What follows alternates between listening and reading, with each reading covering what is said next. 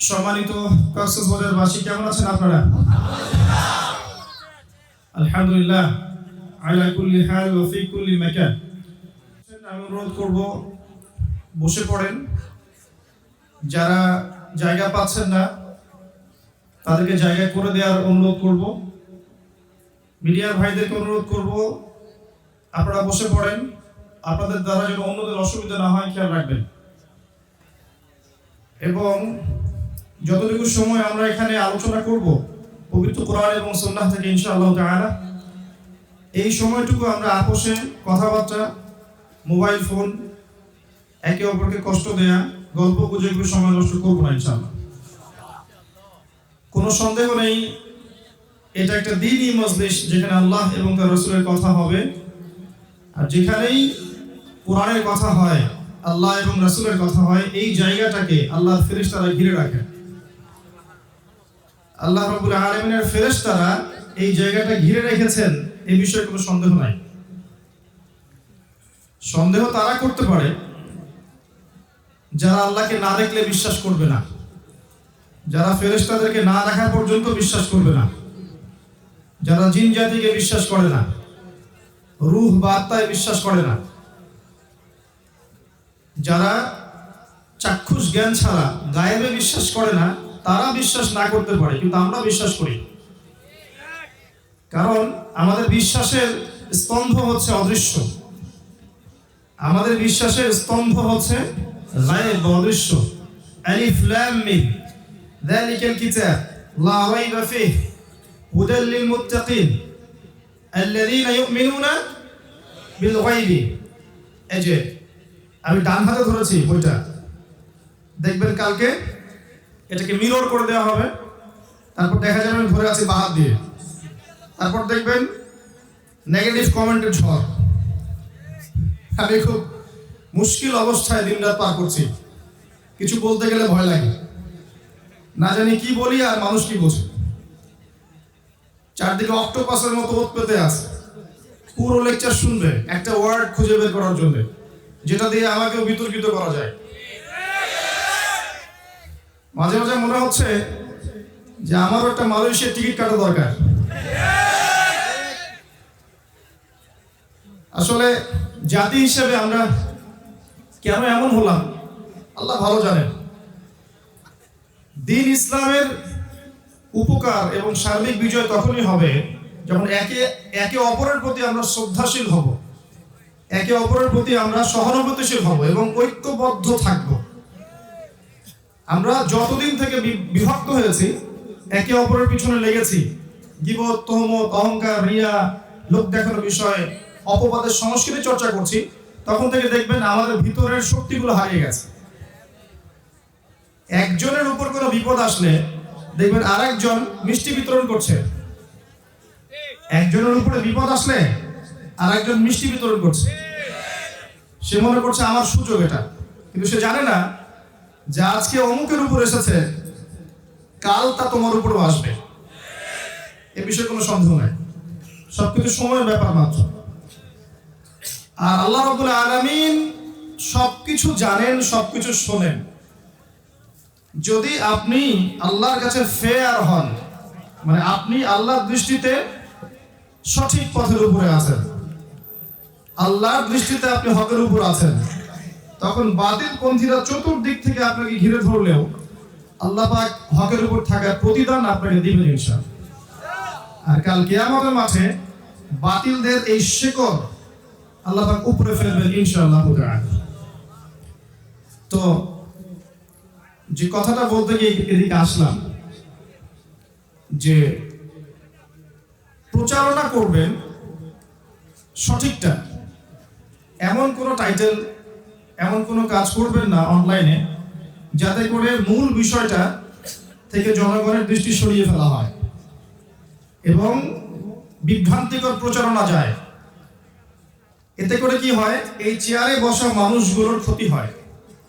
আর এই চেয়ারে বসা মানুষগুলোর ক্ষতি যখন হবে, তখন দিনের ক্ষতি হবে।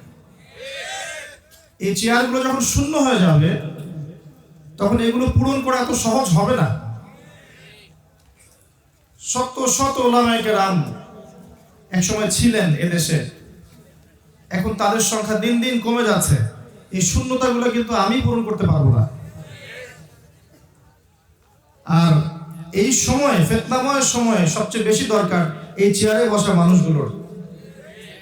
তাই তাদের যত্ন নেওয়া, তাদের সংশোধন, তাদের প্রতি সহানুভূতিশীল থাকা, তাদের সম্মানের হানি না করা, এগুলো সবারই মৌলিক দায়িত্ব।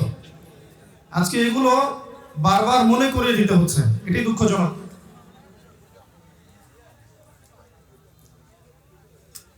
আল্লাহ রাব্বুল আলামিন কথা বলেন না, বসুন।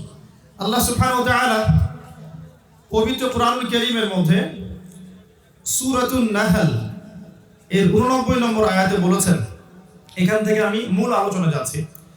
আল্লাহ পাক বলেছেন, আউযু বিল্লাহি মিনাশ শাইতানির রাজীম, ওয়া নাযালনা আলাইকাল কিতাবা তিবয়ানান লিকুল্লি শাই। খুব মনোযোগ দিয়ে আয়াতটা শুনেন। আল্লাহ পাক এই কিতাবের সূরা নাহলের 89 নম্বর আয়াতে বলেছেন, 89 নম্বর আয়াত, আল্লাহ পাক বলেছেন, ওয়া নাযালনা আলাইকাল কিতাব, হে নবী আমি আপনার প্রতি একটা কিতাব নাযিল করেছি, অর্থাৎ এই কোরআন নাযিল করেছি। তিবয়ানান লিকুল্লি শাই, যেই বইটা প্রত্যেকটা বিষয়ের ব্যাখ্যা। তিবয়ানান ব্যাখ্যা, লিকুল্লি শাই প্রত্যেকটা বিষয়ের। আপনারা কি শুনলেন? এই বইটা প্রত্যেকটা বিষয়ের ব্যাখ্যা আল্লাহ বলেছেন। এরপর আল্লাহ বলছেন ওয়া হুদান, এবং এই বইটা হচ্ছে হেদায়াত, পথ নির্দেশ, গাইডেন্স, ওয়া রাহমাতান, এবং দয়া, আল্লাহর অনুগ্রহ, ওয়া বুশরা লিল মুসলিমিন, মুসলিমদের জন্য এই বইটা হচ্ছে সুসংবাদ। সুবহানাল্লাহ পড়বেন না? আল্লাহ বলছেন, হে নবী আমি আপনার কাছে এমন একটা কিতাব নাযিল করেছি যেই কিতাবটা প্রত্যেকটা বিষয়ের ব্যাখ্যা এবং হেদায়েত এবং দয়া এবং মুসলিমদের জন্য সুসংবাদ। আর আমরা জানি এই কিতাবের ব্যাখ্যা হচ্ছে কি? সুন্নাহ, জানি না? ওয়া মা আতাকুমুর রাসূলু ফাখুযু, রাসূল সাল্লাল্লাহু আলাইহি ওয়াসাল্লাম যা দিয়েছেন তা গ্রহণ করো। ওয়া মা নাহাকুম আনহু ফান্তাহু, তিনি যা থেকে নিষেধ করেছেন বিরত থাকো। বিদায় হজের ভাষণে নবীজি বলে যাননি, তারাকতু ফিকুম আমরাইন, আমি ছেড়ে যাচ্ছি মাত্র দুটো বস্তু, লাম তাদিল্লু মা তামাসসাকতুম বিহিমা, তোমরা কোশ্চিন কালেও পথভ্রষ্ট হবে না যতদিন পর্যন্ত এই দুটাকে আঁকড়ে ধরে থাকবে। এক নাম্বার কিতাব আল্লাহ, আল্লাহর কিতাব আল কোরআন। দুই নাম্বার ওয়া সুন্নতি নবীহি, তার নবীর সুন্নাহ, অর্থাৎ হাদিসগুলো, সুন্নাহগুলো। আল্লাহ বলতে যাচ্ছেন কোরআন এবং সুন্নাহর মধ্যে প্রত্যেকটা বিষয়ের সমাধান আছে। এটাকে বিশ্বাস করেন? এই বিশ্বাস যার নাই সে কখনো মুসলিম না। যার মনে এই বিশ্বাস নাই যে কোরআন এবং সুন্নাহে সবকিছুর ব্যাখ্যা আছে, সমাধান আছে, সে প্রকৃত মুসলিম হতে পারে না, প্রকৃত মুমিন হতে পারে না। মুত্তাকি মুহসিন হওয়া তো অনেক দূরের ব্যাপার। প্রথমে বলেছিলাম কি, আমাদের বিশ্বাসের পিলার অদৃশ্যে, হুদাল লিল মুত্তাকিন, এই বইটা মুত্তাকিদের জন্য হেদায়েত। কারা মুত্তাকি? আল্লাযীনা ইউমিনুনা বিল গায়ব, যারা অদৃশ্যে বিশ্বাস করে। আমরা বিশ্বাস করি মাহফিলের চতুর্দিক ফেরেশতা ঘিরে রেখেছেন। আমরা বিশ্বাস করি আল্লাহর রহমত সাকিনা এখানে বর্ষিত হচ্ছে। আমরা বিশ্বাস করি আমাদের কথা আল্লাহ পাক এখন তার নিকটস্থ ফেরেশতাদের সামনে আলোচনা করছেন, এটা আমরা বিশ্বাস করি।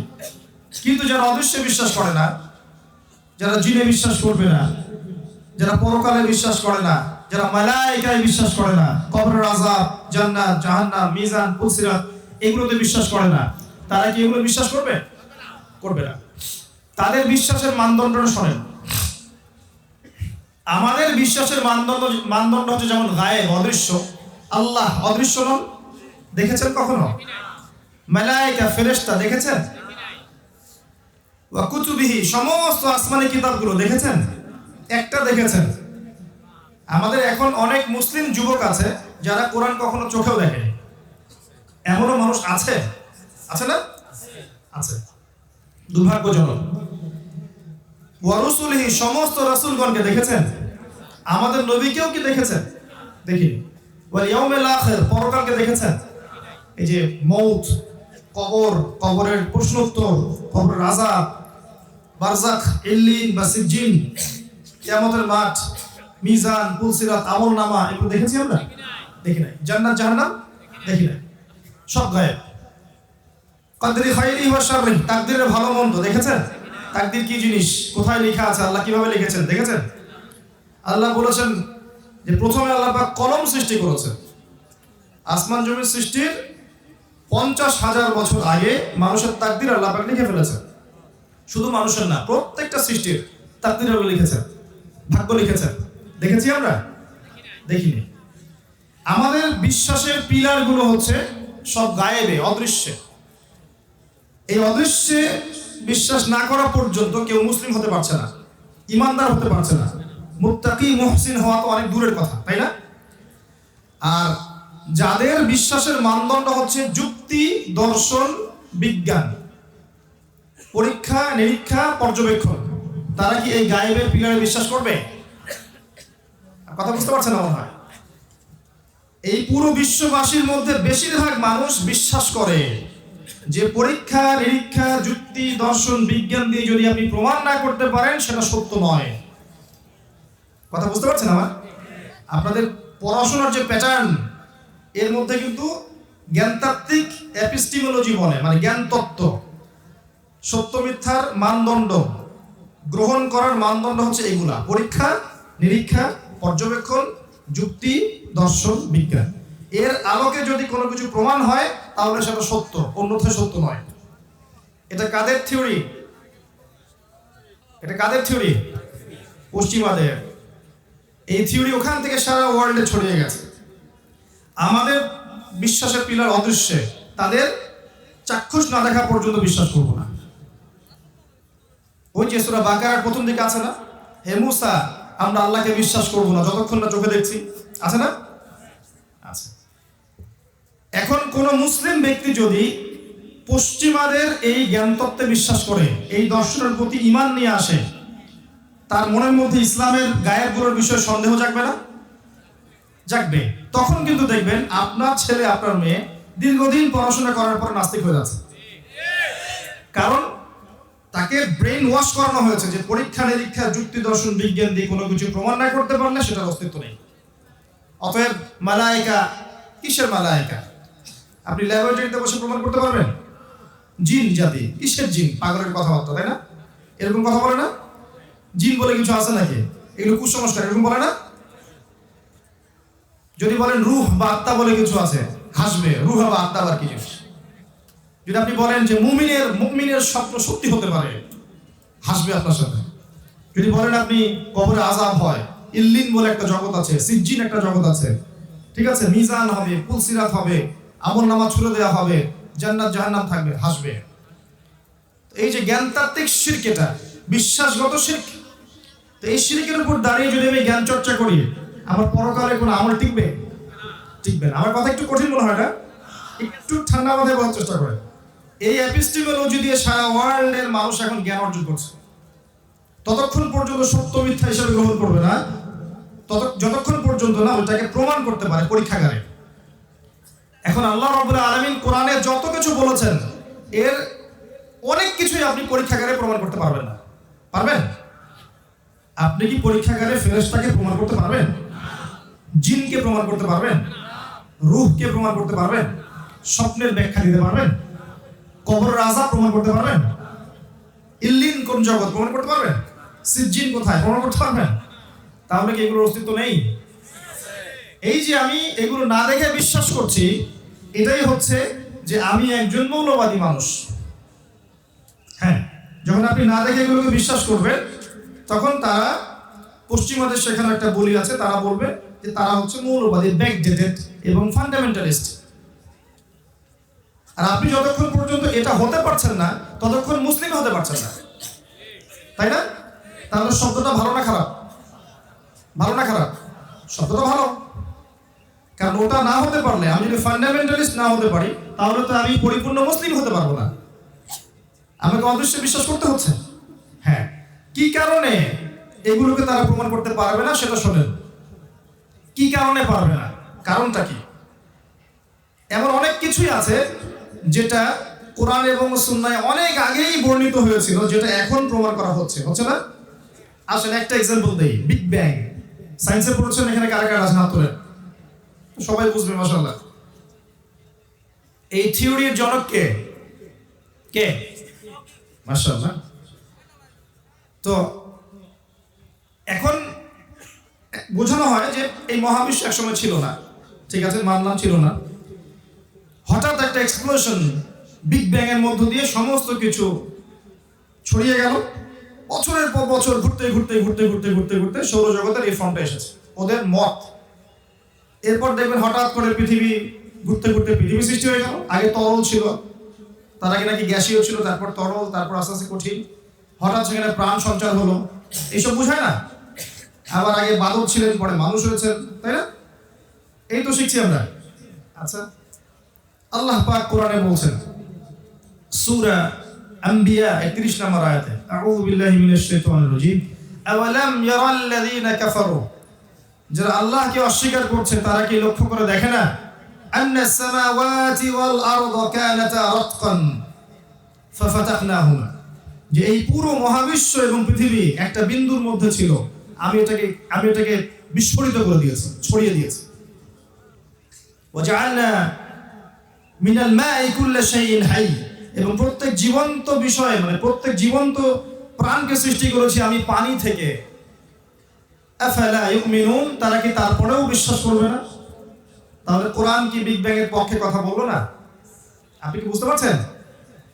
ওরা বলছে এটা অটোমেটিকলি হয়েছে, আল্লাহ বলছেন হয়েছে বটে, আমি করিয়েছি, অটোমেটিকলি হয়নি। এই যে জ্ঞানের একটা পার্থক্য আছে না, জ্ঞান একটা লেভেল পর্যন্ত পৌঁছালো ওদের, এর উপরে আল্লাহর জ্ঞান, তাই নয় কি? এটাই আল্লাহ বলছেন ওয়াল্লামা আদামাল আসমাআ কুল্লাহা, আমি আদমকে সমস্ত কিছুর নাম শিক্ষা দিয়েছি। সৃষ্টিগতভাবে আদম আলাইহিস সালাম জ্ঞানী ছিলেন না, আল্লাহ জ্ঞান দিয়েছেন, তাই নয় কি? আল্লামাল ইনসান মা লাম ইয়ালাম, মানুষকে সেই জ্ঞান শিক্ষা দিয়েছি যা মানুষ জানতো না। তাহলে এই জ্ঞান আল্লাহর পক্ষ থেকে আমাদের কাছে এসেছে। এখন যেগুলো আমরা প্রমাণ করতে পারছি না, তার কারণটা হচ্ছে যে ওগুলো প্রমাণ করার মতো উচ্চ স্তরের জ্ঞান আল্লাহ পাক আমাদেরকে এখন দেননি। যদি দিতেন অবশ্যই আমরা প্রমাণ করতে পারতাম, আর যদি এখন দিয়েও দেন প্রমাণ করতে পারবো ইনশাআল্লাহ। মনে করেন কথার কথা যে আগামীকাল আমেরিকার নাসা সে বলল যে পৃথিবী থেকে কোটি কোটি আলোকবর্ষ দূরে একটা গ্রহের সন্ধান পাওয়া গেছে।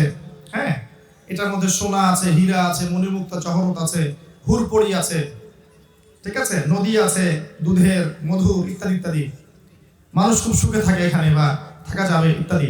এরকম তারা বললো, একটা থিওরি দিল, দিয়ে ওই গ্রহটার নাম বললো যে ওটার নাম হচ্ছে JNNAT 00001234 ইত্যাদি। ওদের কোডগুলো এমন হয় না, উদ্ভট। তো তখন দেখবেন পরের দিন পুরো বিশ্ববাসী বিশ্বাস করবে হ্যাঁ এটা সত্য হতে পারে, তাই না? কারেন্ট অ্যাফেয়ার্সের পাতায় পাতায় চলে আসবে, বিশেষ কোচিং করবেন, মুখস্থ করবেন, হ্যাঁ এটা নতুন গ্রহ আসছে একটা, এখান থেকে প্রশ্ন আসবে, আসবে না? আচ্ছা, মানে যদি আল্লাহ পাক ওই জ্ঞানটা দিয়ে দেন ওইটা আবিষ্কার করার মতো, তখন কিন্তু এরা বিশ্বাস করবে। কিন্তু একই কথা আল্লাহ পাক কোরআনের শত শত জায়গায়, হাজার হাজার জায়গায় বলছেন, তারা বিশ্বাস করছে না। তো চাক্ষুষ না দেখলে বিশ্বাস করব না, এই যে একটা মানে জ্ঞানতাত্ত্বিক পার্থক্য আমাদের সাথে, এটাই কিন্তু ঈমান আর কুফরের পার্থক্য করে দিয়েছে। যদি আপনি এই এপিস্টেমে যদি চলেন তাহলে নিঃসন্দেহে আপনাকে কুফরি করতে হবে। আপনি শিক্ষিত হয়েও কুফরি করে ফেলবেন, কেমব্রিজ, অক্সফোর্ড, হার্ভার্ড থেকে পড়ে আসবেন, এসে বলবেন যে ইসলাম এই যুগে চলে না, ওই যুগে চলতো, ইসলামের এই বিষয়গুলো মেলে না বাস্তবতার সাথে, ওইগুলো মিলতো। তো জ্ঞান তত্ত্বটাকে ঠিক করতে হবে। আমাদের জ্ঞান তত্ত্বটা কি? গায়েবে বিশ্বাস। ঈমানের 6 পিলারই কি? গায়েবে বিশ্বাস। এবার আসেন, আল্লাহ রাব্বুল আলামিন আদম আলাইহিস সালামকে জ্ঞান শিক্ষা দিয়ে কি করেছেন? তাকে ফেরেশতাদের সামনে নিয়ে এসেছেন, এনে ফেরেশতাদেরকে বলেছেন যে তোমরা এগুলোর নাম বলে দাও। মালায়েকারা বলতে পারলেন না, তারা কি বললেন?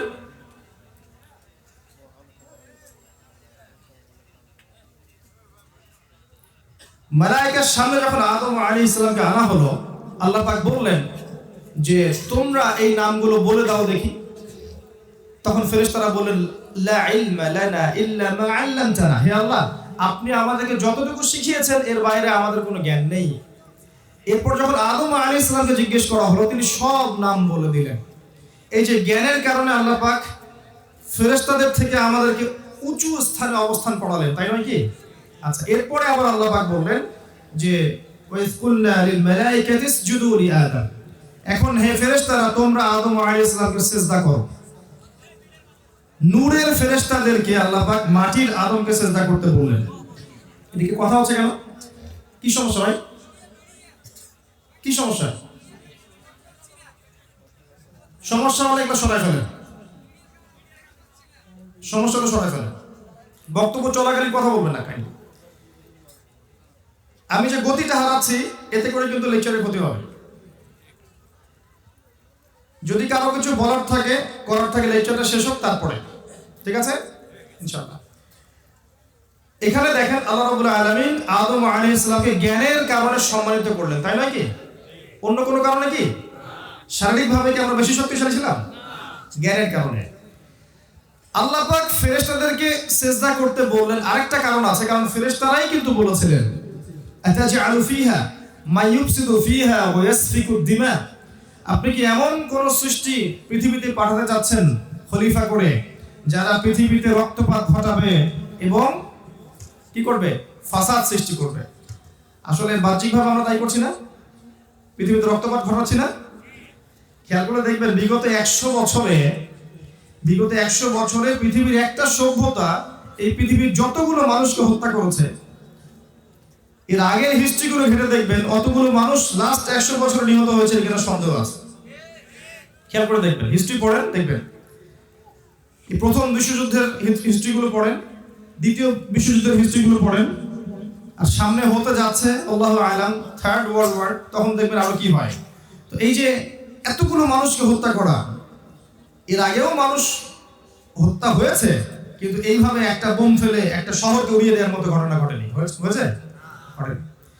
তো এটা কিন্তু ফেরেশতারা বলেছিলেন আতাজআলু ফিহা মা ইউফসিদু ফিহা ওয়া ইয়াসফিকু দিমা, আপনি কি এমন কোন সৃষ্টি পাঠাচ্ছেন যারা পৃথিবী থেকে রক্তপাত ঘটাবে, এই দেখেন, এবং ফাসাদ সৃষ্টি করবে। সূরা রুমে চলে যান, সূরা রুম আল্লাহ পাক বলেছেন যাহারাল ফাসাদু ফিল বাররি ওয়াল বাহরি বিমা কাসাবাত আইদিন নাস, জলে এবং স্থলে যত বিপর্যয় ছড়িয়ে পড়েছে সব মানুষের হাতের কামাই। মানুষের হাতের কামাই। পরিবারের ফিতনা কার কামাই? আমার কামাই। ধর্মের ফিতনা কার কামাই? আমাদের কামাই। এই যে আমাদের সামাজিক ফিতনাগুলো কার কামাই? আমাদের হাতের কামাই। বৈশ্বিক ফিতনাগুলো কার কামাই? আমাদের হাতের কামাই। গরু ছাগল হাঁস মুরগি এগুলো করেছে? করেনি। যেই মানুষ আর জিনকে শুধুমাত্র পৃথিবীতে আল্লাহর ইবাদত করার জন্য সৃষ্টি করা হয়েছে, তারাই পৃথিবীতে ফাসাদ সৃষ্টি করেছে। তবে এর বাইরে আল্লাহর কিছু নেককার বান্দা আছেন এবং থাকবেন যারা আল্লাহর অবাধ্য হবে না ইনশাআল্লাহ। প্রত্যেক যুগে যুগে ছিল, এখনো আছে, থাকবে ইনশাআল্লাহ। এই পয়েন্টে আসেন আল্লাহ পাক জ্ঞানের কারণে নূরের ফেরেশতাদেরকে দিয়ে আদম আলাইহিস সালামকে সিজদা করালেন। তাহলে জ্ঞানটা কত ইম্পর্টেন্ট বিষয়, এবং এই জ্ঞানটা আল্লাহর পক্ষ থেকে এসেছে, তাই নয় কি? আমাদের মধ্যে কি আগে থেকে জ্ঞান ছিল? ছিল না, আল্লাহ শিখিয়েছেন। তো এখন এই জ্ঞানের কারণে যে মানুষকে আল্লাহ পাক এত সম্মানিত করলেন, প্রত্যেক যুগের দিকে তাকিয়ে আমরা যদি দেখি তাহলে দেখব যারা আল্লাহর নাজিল করা জ্ঞান অনুযায়ী আমল করেছে, সমাজে চলেছে, চালানোর চেষ্টা করেছে, তারা সফল হয়েছে। আর যারা আল্লাহ প্রদত্ত জ্ঞান, আল্লাহর ওহীর জ্ঞানকে অবজ্ঞা করেছে, অস্বীকার করেছে, কুফরি করেছে, তারা কোনো যুগে টিকতে পারেনি। এই মূলনীতির আওতায় পৃথিবী চলছে। আমি দেখাচ্ছি আপনাকে। এরপরে আদম আলাইহিস সালামকে বলা হলো তার স্ত্রী হাওয়া আলাইহিস সালাম তার সাথে জান্নাতে থাকতে, এবং একজন সত্তা তাদেরকে সিজদা করেনি। সে কে? ইবলিস নয় কি? ইবলিস কি জ্ঞানী ছিল না? ছিল না? সে কি অনেক উঁচু র্যাঙ্কের হয়ে যায়নি ইবাদত করতে করতে? হয়েছিল। কিন্তু কি কারণে সে অভিশপ্ত হলো? আবা ওয়াস্তাকবার, সে উদ্ধত হয়েছে এবং অহংকার প্রদর্শন করেছে। আমি যদি অনেক বড় ডিগ্রি সার্টিফিকেট অর্জন করি, সেকুলার সিস্টেমে হোক অথবা মাদ্রাসা সিস্টেমে হোক, আমার ভিতরে যদি অহংকার থাকে, আমি প্রকৃত জ্ঞানী নই। যে ব্যক্তি প্রকৃত জ্ঞানী তার ভিতর কখনো অহংকার থাকতে পারে না, কারোর প্রতি হিংসা থাকবে না, কারোর প্রতি গীবত, তহমত, সমালোচনা সংস্কৃতি থাকবে না। সে বিনয়ী হবে। একজন জ্ঞানী মানুষ কি হবে? বিনয়ী হবে। সে জ্ঞানের উদ্ধত অহংকার দেখাতে যাবে না। ধর্মতাত্ত্বিক স্বৈরাচার দেখাতে যাবে না। কোনো কোনো ক্ষেত্রে আমরা ধর্মীয় ক্ষেত্রেও স্বৈরাচারী মনোভাব দেখাই। এই চেয়ারের অধিকার শুধু আমার, সেখানেও কেন বসবে? এটা ধর্মতাত্ত্বিক স্বৈরাচার। যাই হোক, তো ইবলিস থেকে শিক্ষা হচ্ছে যে অহংকার মুক্ত সত্তা হতে না পারলে আমি প্রকৃত জ্ঞানী নই। আর জ্ঞান অনুযায়ী যদি আমার আমল না থাকে তাহলে তাকে কোশ্চেন কালেও প্রকৃত আলেম বা জ্ঞানী বলা যায় না। মনে করেন আমি চেয়ারে বসে আছি, আমি কথাগুলো বলছি, এই কথাগুলোর উপর যদি আমার আমল না থাকে কোশ্চেন কালেও আমি এই কথা বলার যোগ্য নই, এবং এই কথা আপনার মনে কোনো তাসির ফেলবে না। জানেন, যদি আমার কথাগুলো আমার কলব থেকে বের না হয় এবং আমার যদি এর উপর আমল না থাকে, আমার কথায় আপনার জীবন পরিবর্তন হবে না। আর যদি আমার কথায় আপনার জীবন পরিবর্তন হয় এবং কলিজার মধ্যে তাসির হয়, চোখ দিয়ে পানি ঝরে, বুঝবেন সে ব্যক্তির মধ্যে তাকওয়া ঈমান আছে। এরকম অসংখ্য মানুষ আছে বাংলার মাটিতে যাদেরকে আপনি ফেসবুকে দেখবেন না, ইউটিউবে দেখবেন না, কিন্তু এমনি অফলাইনে দিনের দাওয়াতি কাজ করেন, খুতবা দেন, দার্স দেন।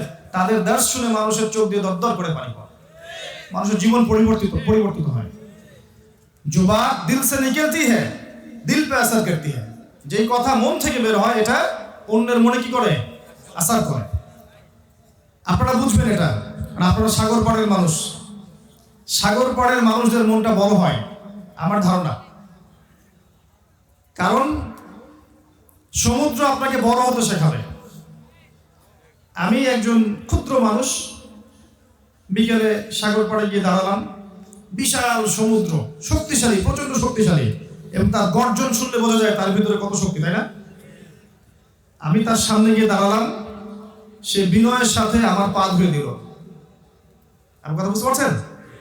সে বিনয়ের সাথে আমার পা ধুয়ে দিল। সুবহানাল্লাহ, চিন্তা করেছেন? কিন্তু এই মানুষ, আমি যদি আল্লাহর অবাধ্য হই, তখন আল্লাহ ওই সমুদ্রকে আদেশ করবেন এদের সবাইকে উড়িয়ে দাও। তখন আল্লাহ আদেশে সে দেখবেন সবাইকে ঝড়, ঘূর্ণিঝড়, জলোচ্ছ্বাস দিয়ে উড়িয়ে দিয়েছে। প্রকৃতি আল্লাহর আনুগত্য করে, আসমান, জমিন, পাহাড়, পর্বত প্রত্যেকটা বিষয় আল্লাহ আনুগত্য করে। আফালা ইয়ানজুরুনা ইলাল ইবিলি কাইফা খুলিকাত ওয়া ইলাস সামাই কাইফা রুফিআত ওয়া ইলাল জিবালি কাইফা নুসিবাত ওয়া ইলাল আরদি কাইফা সুতিহাত। আল্লাহ পাক কোরআনে বলেছেন। উট থেকে শিক্ষা দিতে বলেছেন।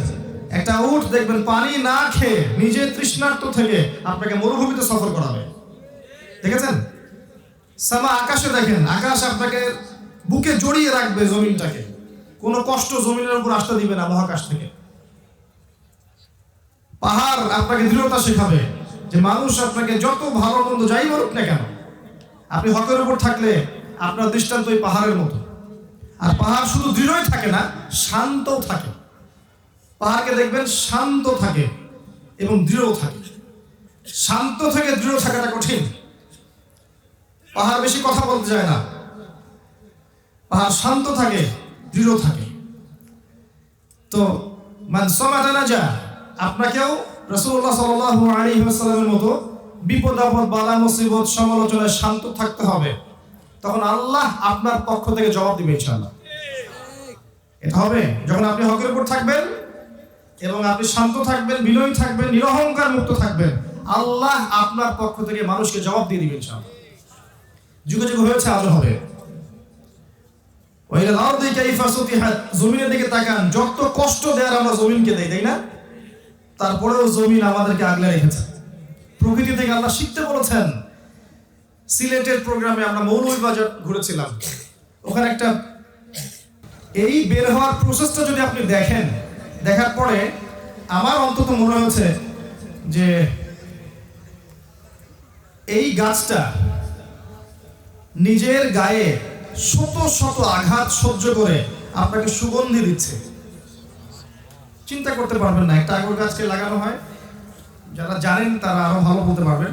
এখানে তার কাটা পেরেক যেগুলো আছে, পেরেকগুলোকে পোতা হয়, তার গায়ের মধ্যে অসংখ্য অজস্র পেরেক পুঁতে দেওয়া হয়, আস্তে আস্তে রেখে দেওয়া হয়। সময়ের সাথে সাথে এটা পচতে থাকে, পচন ধরে, পরে ওটাকে কাটা হয়। কাটার পরে সেখান থেকে ছোট ছোট পিস করে আরও বিভিন্ন প্রসেসের মধ্য দিয়ে বাষ্পগুলোকে কালেক্ট করে আতরটাকে বের করা হয়। নিজের গায়ে শত শত আঘাত সহ্য করে একটা গাছ আমাকে সুগন্ধি দিয়ে গেল। চিন্তা করতে পারেন? এই প্রকৃতির দিকে তাকালে মানুষ বিনয়ী হবে। আমি ইবলিস থেকে এত দূরে আসলাম, ইবলিসের মধ্যে বিনয় ছিল না, অহংকার ছিল। যদি আমার ডিগ্রি, আমার সার্টিফিকেট আমাকে বিনয় হতে না শেখায়, অহংকার করতে শেখায়, এই ডিগ্রি সার্টিফিকেটের কোনো মূল্য নাই আল্লাহর কাছে। মনটাকে আগে পবিত্র করতে শিখুন না। রিয়া, হিংসা, গীবত, তহমত, সমালোচনা, অভিযোগ, এই যে অপবাদ, এইসবের সংস্কৃতিকে বর্জন করতে শিখুন। অহংকার মুক্ত মন নিয়ে আসেন, আল্লাহর নূর আপনার কলবে আসবে ইনশাআল্লাহ। আল্লাহর নূর যখন কলবে আসবে তখন আপনি দুই চোখ দিয়ে দেখবেন, দুই কান দিয়ে শুনবেন, কলব দিয়ে উপলব্ধি করবেন ইনশাআল্লাহ। আরো কিছু কাজ আছে, বেশি বেশি কোরআন তেলাওয়াত করা, বেশি থেকে বেশি আল্লাহর জিকির করা, তাসবিহ তাহলিল করা, ফরজ নামাজের পর নফল নামাজ পড়তে থাকা, তাহাজ্জুদ গোজার হওয়া, বেশি বেশি সিয়াম রোজা রাখা, দান সাদাকা করা, এই কাজগুলো বেশি বেশি করলেও কলবে নূর আসবে। যখন আপনার কলবে নূর আসবে তখন আপনি দেখবেন আপনি এমন কিছু বুঝতে পারছেন যা অন্য মানুষ পারছে না। কারণ ফিতনাকে রিকগনাইজ করতে হলে, চিনতে হলে আপনার নূর লাগবে, আলো লাগবে। কিরকম? অন্ধকার ঘর, অন্ধকার রাত, একটা কালো পাথর, এর উপরে কালো পিঁপড়া হেঁটে যাচ্ছে, আপনি কি চিনতে পারবেন? এটাকে চিনতে হলে কি লাগবে? আলো লাগবে, এই যে নূর লাগবে। আল্লাহ যদি নূর দেন আপনি চিনতে পারবেন ইনশাআল্লাহ। আর নূর পাওয়ার সবচেয়ে সেরা উপায় বলে দিচ্ছে, এই দোয়াটা করবেন, রব্বানা আতমিম লানা নূরানা ওয়াগফির লানা ইন্নাকা আলা কুল্লি শাইইন কাদির। আরেকটা কাজ বলে দেই, সূরাতুন নূর, সূরাতুন নূর শুরু থেকে শেষ পর্যন্ত পড়েন। এখানে আল্লাহ পাক যে কাজগুলো করতে বলেছেন এগুলো করলে নূর পাবেন, যে কাজগুলো করতে নিষেধ করেছেন না করলে নূর পাবেন। যেমন এই সূরাতে আল্লাহ বলেছেন মুমিনদেরকে চোখ নামাতে বলেছেন না? আপনি বেগার নারীদের দিকে চোখ দিতে থাকলে নূর পাবেন না। আপনি সারাদিন অনেক ইবাদত করেছেন, এরপরে বের হন, বিচে যান, বিচে গিয়ে দেখছেন যে যা দেখছেন এখন বিচে নগ্ন হয়ে গোসল করা, পর্দার কোনো ভালাই নাই, ও যে মেয়ে মানুষ এই সেন্সও তার মধ্যে নাই। এগুলো চোখের মধ্যে পড়লে দেখবেন নূরটা চলে গেল, আপনি বুঝতে পারবেন নূরটা চলে গেল। খারাপ লাগে না? ইমানদার মানুষের খারাপ লাগে, আর যার খারাপ লাগবে না বুঝবেন ইমান শেষ হয়ে গেছে, নাই, ওই লেভেলটা নাই যেখানে খারাপ লাগবে। যখন এগুলো দেখতে দেখতে সয়ে যাবে তখন বুঝে নেবেন যে আমার ওই ইমানের তেজ বা নূরটা নিভে গেছে, যেটা থাকলে আমার খারাপ লাগতো। একটা বডি যদি প্যারালাইজড হয়ে যায়, আঘাত করলে বুঝতে পারবেন? পারবেন না। বডি প্যারালাইজড না, এখানে আত্মা বা কলবটা প্যারালাইজড হয়ে গেছে। পাপ করতে করতে, পাপ দেখতে দেখতে, শুনতে শুনতে, চলতে চলতে এই পুরো আত্মাটাকে প্যারালাইজড হয়ে গেছে, প্যারালাইজড করে ফেলা হয়েছে। এই প্যারালাইজড আত্মা আবার আগের প্রাণ ফিরে পাবে যদি আপনি কোরআন বেশি বেশি তেলাওয়াত করেন, মৃত্যুকে বেশি বেশি স্মরণ করেন, কবর জিয়ারত করেন, দান সাদাকা বাড়িয়ে দেন, সিয়াম রাখেন, নফল নামাজ পড়েন, তাহাজ্জুদ পড়েন, আল্লাহর জিকির করতে থাকেন, আপনার ওই প্যারালাইজড রূহ ইনশাআল্লাহ দেখবেন আবারও সজীব হয়ে যাবে ইনশাআল্লাহ। আর একটা হাদিস মনে পড়লো, এটা বলে দিই, যে যখন মানুষ ফরজ আমলগুলো করার পাশাপাশি নফল বাড়িয়ে দেয় এবং মনের মধ্যে তার খারাপ রিপুগুলোকে ত্যাগ করতে পারে, আল্লাহ পাক জিবরাইল আলাইহিস সালামকে ডেকে বলেন যে আমার অমুক বান্দাকে আমি ভালোবাসি, তুমিও তাকে ভালোবাসো। এরপর জিবরাইল আলাইহিস সালাম অন্য সমস্ত ফেরেশতাদেরকে ডাকেন, ডেকে বলেন যে আল্লাহ অমুক বান্দাকে ভালোবাসেন, আমিও অমুক বান্দাকে ভালোবাসি, তোমরা সবাই তাকে ভালোবাসো। এরপর ফেরেশতারা দুনিয়াবাসীকে বলেন যে আল্লাহ অমুক বান্দাকে ভালোবাসেন, জিবরাইল অমুক বান্দাকে ভালোবাসেন, আমরাও তাকে ভালোবাসি, তোমরা সবাইও তাকে ভালোবাসো। এরপর দেখবেন ওই পৃথিবীবাসীর মনের মধ্যে আল্লাহ পাক ওই বান্দার জন্য ভালোবাসা তৈরি করে দেন। এটা এভাবে হয়। আল্লাহ পাক আমাদেরকে আল্লাহর ভালোবাসা পাওয়ার তৌফিক দান করুন, আমিন। আমি একটা পয়েন্ট থেকে অনেক দূরে চলে আসছি। ইবলিস বহিষ্কৃত হয়েছে অহংকারের কারণে, উদ্ধত আচরণ করার কারণে। আপনি খেয়াল করে দেখবেন আদম আলাইহিস সালামও কিন্তু ওই নিষিদ্ধ গাছের কাছে গিয়েছেন, আদেশ লঙ্ঘন করেছেন, করেনি? ইবলিসও কিন্তু সিজদা করেনি, আদেশ লঙ্ঘন করেছে। তাহলে ইবলিস চিরস্থায়ী জাহান্নামী কেন হলো, আর আদম আলাইহিস সালামকে আবার ফিরে আসার সুযোগ কেন দেয়া হলো? কারণ আদম আলাইহিস সালাম ভুলের উপর অটল থাকেননি। তিনি ফাতালাক্কা আদামু মির রাব্বিহি কালিমাত ফাতাবা আলাইহি, তিনি রবের কাছ থেকে কালিমা শিখলেন, তওবার কালিমা শিখলেন, শিখে তওবা করে আল্লাহর কাছে ফিরে আসলেন, আল্লাহ পাক মাফ করে দিলেন। ইবলিস এই কাজটা করেনি, বরং সে উল্টা কিয়াস করেছে, খালাকতানি মিন নার ওয়া খালাকতাহু মিন তিন, আমাকে সৃষ্টি করেছেন আগুন দিয়ে, তাকে মাটি দিয়ে, আমি কেন তাকে সাজদা করব? এই যে যুক্তি, দর্শন, বিজ্ঞান, এই যে প্রমাণ না হলে আমি মানবো না। আপনি বললেই মানবো কেন? কথা বুঝতে পারছেন? আল্লাহ পাক বহিষ্কার তো করলেন, লানত করলেন, কিয়ামত পর্যন্ত লানত, এবং চিরস্থায়ী সে জাহান্নামে থাকবে। মূলনীতি বোঝেন, জ্ঞানের মূলনীতি, আনুগত্যের মূলনীতি কি হতে হবে? আল্লাহ যেটা বলেছেন চোখ বন্ধ করে মানতে হবে, পারবেন? রাসূল যেটা বলেছেন চোখ বন্ধ করে মানতে হবে। প্রত্যেকটা আদেশ এবং নিষেধের পিছনে অবশ্যই বৈজ্ঞানিক কারণ আছে, যুক্তি দর্শন আছে, কিন্তু সবগুলো ফাইন্ড আউট করার জ্ঞান হয়তো আমার নেই। তাই বলে এই নয় যে এগুলো বাতিল, এমন নয়, হয়তো আমার জ্ঞানে বুঝে এটা আসছে না। এই হচ্ছে এপিস্টিমোলজি বা জ্ঞান তত্ত্ব ইসলামিক। এরপর চলে আসেন আদম আলাইহিস সালাম, হাওয়া আলাইহিস সালাম, ইবলিস, কাউকে আল্লাহ পাক আর জান্নাতে রাখলেন না, তাই না? জান্নাতে রাখলেন না, আল্লাহ পাক নামিয়ে দিলেন। কুল নাহবিতু মিনহা জামিআ, আমরা বললাম যে তোমরা নেমে যাও। ফাইম্মা ইয়াতিয়ান্নাকুম মিন্নি হুদান, তোমরা পৃথিবীতে নেমে যাচ্ছ যাও, কিন্তু প্রত্যেক যুগে যুগে আমার পক্ষ থেকে তোমাদের কাছে হেদায়েত আসবে। কি আসবে? হেদায়েত আসবে। ফামান তাবিআ হুদায়া, ভালো করে শুনেন, যারা আমার সেই হেদায়েত মেনে চলবে, ফালা খাউফুন আলাইহিম ওয়ালা হুম ইয়াহজানুন, তাদের কোনো ভয় নাই, কোনো দুশ্চিন্তা নাই। এই হচ্ছে আপনার ফিলোসফি অফ লাইফ। এবার শুনেন জীবন দর্শন। এপিস্টিমোলজি বুঝিয়েছি, এবার আসেন জীবন দর্শন। আল্লাহ পাক বলছেন তোমরা পৃথিবীতে নেমে যাও, আমি তোমাদেরকে একা ছেড়ে দিচ্ছি না, প্রত্যেক যুগে যুগে তোমাদের কাছে আমার পক্ষ থেকে হেদায়েত আসবে। যারা আমার হেদায়েত মেনে চলবে, কোনো ভয় নাই, কোনো টেনশন নাই, তোমরা আবার জান্নাতে ফিরে আসবে ইনশাআল্লাহ। একটা কথা। দুই নাম্বার, ওয়াল্লাযীনা কাফারু ওয়া কাযযাবু বিআয়াতিনা, কিন্তু যারা আমার আয়াতকে অস্বীকার করবে, মিথ্যা প্রতিপন্ন করবে, ফাউলাইকা আসহাবুন নার, এরা জাহান্নামের অধিবাসী হবে, হুম ফিহা খালিদুন, সেখানে তারা চিরস্থায়ী থাকবে। দ্য ফিলোসফি অফ লাইফ, জীবন দর্শন।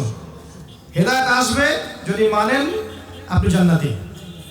হেদায়েত আসবে যদি অস্বীকার করেন, কুফরি করেন, আপনি জাহান্নামী। এটা সহজ কোনো ফিলোসফি হতে পারে? হতে পারে। এবার দেখেন আদম আলাইহিস সালামের যুগটা দেখেন। এই যুগ সম্পর্কে একটা ঘটনা এসেছে সূরা মাইদায়। কি সেটা? ওই যে হাবিল আর কাবিল, তাই না? কাবিল তার ভাইকে হত্যা করলো না, হিংসার বশবর্তী হয়ে হত্যা করলো। শিক্ষা আছে, এখনো সেই হাবিল এবং কাবিলের সংস্কৃতি চলছে মুসলিমদের মধ্যেই। এখনো মুসলিমদের মধ্যে সেই হাবিল কাবিলের সংস্কৃতি চলছে। এখনো আমরা হিংসা, বিদ্বেষ, অপবাদ, আন্ডারএস্টিমেট করা, বিভক্তি, এগুলো সংস্কৃতি ছাড়তে পারিনি। এখনো একজনের পিছনে আরেকজনের না লেগে থাকলে ঘুম হয় না। একজনের সুখ উন্নতি দেখলে আরেকজনের গা জ্বালা পোড়া করে। কারো দ্বারা দিনের কোনো উপকার হতে থাকলে তাকে যতক্ষণ পর্যন্ত মাটিতে না নামানো যায় শান্তি হয় না। হাবিল কাবিলের সেই হিংসাত্মক সংস্কৃতি এখন আমাদের মধ্যে আছে। মনে রাখবেন, ঈর্ষা বা হিংসা মানুষের নেক আমল খেয়ে ফেলে, ঠিক যেমন আগুন কাঠকে খেয়ে ফেলবে। কাবিল যে অন্যায় করেছিল, রাসূল সাল্লাল্লাহু আলাইহি ওয়াসাল্লাম বলেছেন পৃথিবীতে যত মানুষকে হত্যা করা হবে, সমস্ত খুনের পাপের একটা অংশ কাবিলের আমলনামায় যুক্ত করা হবে, কারণ সেই পৃথিবীতে সর্বপ্রথম খুনের ট্র্যাডিশন চালু করেছিল। আপনি পরের যুগে আসেন, নূহ আলাইহিস সালাম 950 বছর এই তার কওমকে ইসলামের দাওয়াত দিয়েছে। কত বছর ভাই? 950 বছর, 9টা শতাব্দী, 9.5 শতাব্দী আল্লাহ পাক তাকে এত লম্বা হায়াত দিয়েছিলেন। অল্প কিছু মানুষ ইসলাম কবুল করেছে। এরপর যে মানুষগুলো ইসলাম কবুল করেনি, আল্লাহ পাক কি করেছেন? তুফান দিয়ে, প্লাবন দিয়ে একদম গারাক করে দিয়েছে। এমনকি যারা ডুবে গিয়েছিল তাদের মধ্যে স্বয়ং নূহ আলাইহিস সালামের স্ত্রীও ছিল এবং তার ছেলেও ছিল। সূরা তাহরিম পড়ে দেখেন যে লূতের স্ত্রী এবং নূহের স্ত্রীর মধ্যে তোমাদের জন্য দৃষ্টান্ত আছে। কি দৃষ্টান্ত? তারা আমার বান্দা নবীদের ঘরে ছিল, তারপরেও তারা ঈমান নিয়ে আসে নাই, আর তাদের ওই পরিচয়ে তাদেরকে কুফরি থেকে, জাহান্নাম থেকে বাঁচাতে পারেনি। তো নূহ আলাইহিস সালামের যুগটা যদি ঘাটেন দেখবেন আল্লাহ ওই যে দর্শনের কথা বলেছেন, যদি মানো তাহলে জান্নাত দিব, যদি না মানো শাস্তি দিব। একই ফিলোসফি চলে আসে। যারা যে অল্প কিছু মানুষ নূহ আলাইহিস সালামের কথা মেনেছিল, আল্লাহ পাক এই মানুষগুলোকে নাজাত দিয়েছেন, উদ্ধার করেছেন। আমরা এখানে যারা বসে আছি, পৃথিবীতে যত মানুষ আছে, কোনো না কোনো ভাবে তারা ওই সব মানুষের বংশধর যাদেরকে আল্লাহ পাক ওই যে কিস্তি থেকে উদ্ধার করেছে। বুঝতে পারছি কথা? কোনো না কোনো ভাবে আমরা ওই মানুষদের বংশধর যাদেরকে আল্লাহ পাক ওই যে প্লাবন সেখান থেকে উদ্ধার করেছিলেন। আমাদের বংশধর কিন্তু ওখানে গিয়ে মিলবে।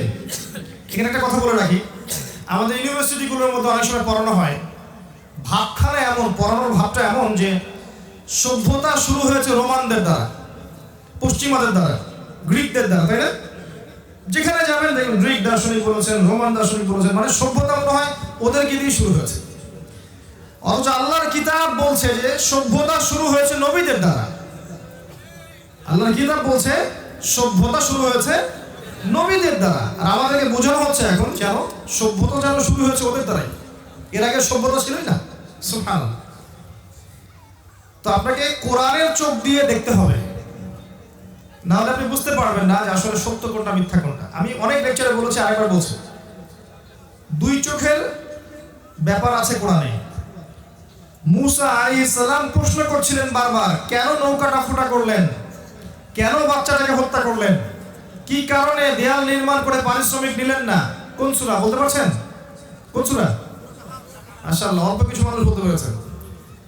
যারা সূরা কাহফ এখনো পড়েন নাই, এক মাসের মধ্যে পড়ে ফেলেন, কারণ সূরা কাহফ ছাড়া কিছু আপনাকে দাজ্জাল থেকে বাঁচাতে পারবে না। ঠিক আছে?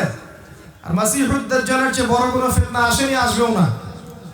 পৃথিবীর যত ফিতনা আছে দেখছেন, সমস্ত ফিতনার চেয়ে বড় ফিতনা দাজ্জালের ফিতনা। এখান থেকে আপনাকে বাঁচাবে একটা সূরা, তার নাম কি? সূরা কাহফ। এখানে দেখবেন মুসা আলাইহিস সালাম প্রশ্ন করছেন, কি জন্য নৌকাটা ফুটা করলেন, কেন বাচ্চাটাকে হত্যা করলেন, কেন দেয়ালটা নির্মাণ করলেন কিন্তু পারিশ্রমিক দিলেন না? খিদর আলাইহিস সালাম বললেন, তোমার সাথে আমার আর চলা হলো না,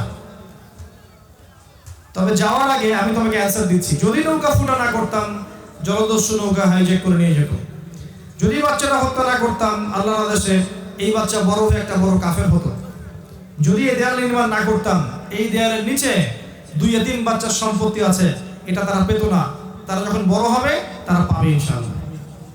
বাহ্যিক চোখ দিয়ে মুসা তোমার কাছে মনে হচ্ছে প্রত্যেকটা কাজ অন্যায়, তাই না? কিন্তু ভেতরের চোখ দিয়ে দেখলে তুমি বুঝবে যে আসলে প্রত্যেকটা কাজের পিছনে একটা কি আছে? কল্যাণ আছে। আপনাকেও দুই চোখ খুলে বিশ্বকে দেখতে হবে, আদারওয়াইজ আপনি বুঝতে পারবেন না। মানুষ বলবে সব এগিয়ে যাচ্ছে, আর আল্লাহ নূরওয়ালা মানুষটা বলবে হ্যাঁ সব এগিয়ে যাচ্ছে ঠিকই বটে, তবে ধ্বংসের দিকে। এটাই সত্য। পৃথিবী তার শেষ সময়ের দিকে যাচ্ছে। এমন নয় যে পৃথিবীর পরে আমরা মঙ্গলে গিয়ে থাকবো, তারপরে নেপচুনে থাকবো, তারপর প্লুটোতে থাকবো, এমন হবে না কখনোই। এসব রঙিন স্বপ্ন দেখিয়ে মানুষকে লাভ নেই। পুরো মহাবিশ্বই ফানা হতে চলেছে। কুল্লু মান আলাইহা ফান। প্রত্যেকটা সৃষ্টিকে আল্লাহ পাক ধ্বংস করে দিবেন। ওয়ায়াবকা ওয়াজহু রাব্বিকা যুল জালালি ওয়াল ইকরাম। আল্লাহর চেহারা, আল্লাহর সত্তাটা বাকি থাকবে। তো যারা আল্লাহহীন সভ্যতা, ওরা মানুষকে বোঝাচ্ছে যে পৃথিবীর পরে আমরা যাবো মঙ্গলে, তারপর ওইখানে, তারপর ওইখানে। মহাকাশ বাহিনী গঠন করছে। সেদিন দেখলাম একটা পরাশক্তি বলে ফেলেছে ওই গ্রহটা আমার। আমি বলেছিলাম যে তারা বলবে, এবং পরে দেখলাম বলে ফেলেছে অলরেডি। আর কিছু গর্ধব টাইপের মানুষ আছে, পড়াশোনা কখনো এগুলো করেও নাই। যখন আমি বলেছি যে পরাশক্তি দাবি করতে পারে এটা আমার, ওটা চল করা শুরু করেছে যে ভবিষ্যৎ বক্তা, ভবিষ্যৎ বলছে, ভবিষ্যৎ বলছে। ভবিষ্যৎ না, এটা বর্তমান। দাবি অলরেডি করে ফেলেছে। তুমি পড়ো নাই বিধায় জানো না, পড়াশোনা করো তুমি জানবা। দাবি অলরেডি করা শেষ, ছবিটা আমার। যাই হোক, আল্লাহ পাক তাদেরকে জ্ঞান দান করে দোয়া করি।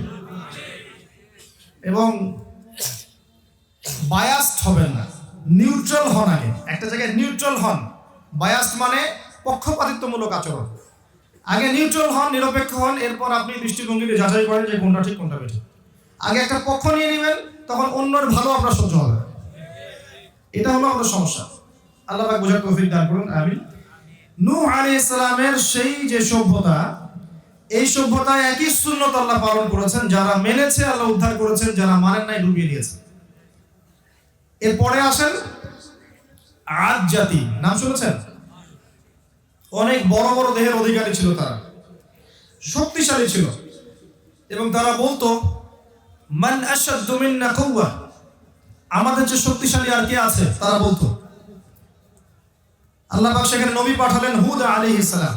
হুদ আলাইহিস সালাম দাওয়াত দিলেন, তারা দাওয়াত কবুল করলো, কেউ কেউ করলো না। যারা কবুল করেছে আল্লাহ পাক তাদেরকে উদ্ধার করেছেন, দুনিয়া আখিরাতে নাজাত দিয়েছেন। যারা ঈমান নিয়ে আসেনি, আল্লাহ রাব্বুল আলামিন তাদেরকে উড়িয়ে দিয়েছেন ঝড় দিয়ে। আল্লাহর শাস্তিগুলোর মধ্যে নিদর্শন আছে। বলেছিল আমরা অনেক শক্তিশালী, আল্লাহ ঝড় বাতাস দিয়ে উড়িয়ে দিয়েছেন, দেখি কত শক্তি। চলে যান তারপরের কম সামুদ, তার নবী ছিল কে ছিল বলেন? জানেন না? এমনি তো ভাই আল কোরআনের আলো ঘরে ঘরে জ্বলবে না।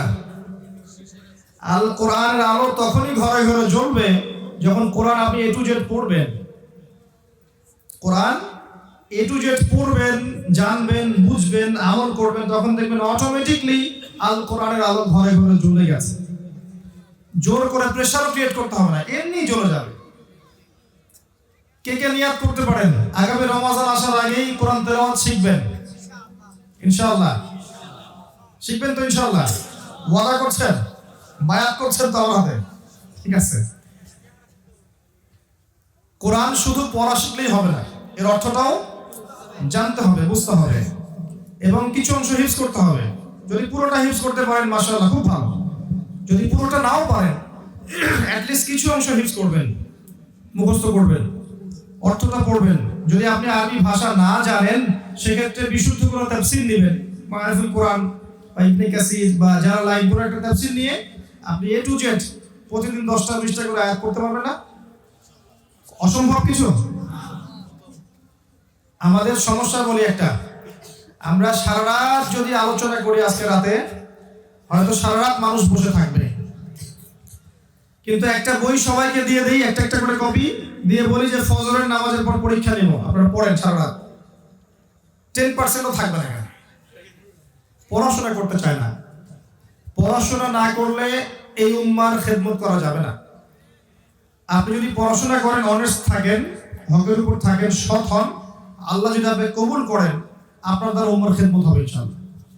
আমি অনেকদিন বলেছি আপনাকে এই সাবজেক্টগুলো পড়তেই হবে, কোরআন এবং হাদিস, এর সাথে সিরাত, তারপরে ফিকহ, ইসলামের ইতিহাস, ইসলামিক অর্থনীতি, তারপরে আপনি যেগুলো পড়ছেন সায়েন্সে, আর্টসে, কমার্সে, এগুলো পড়বেন, বিবিএ, এমবিএ এগুলো করবেন, সমস্যা নেই।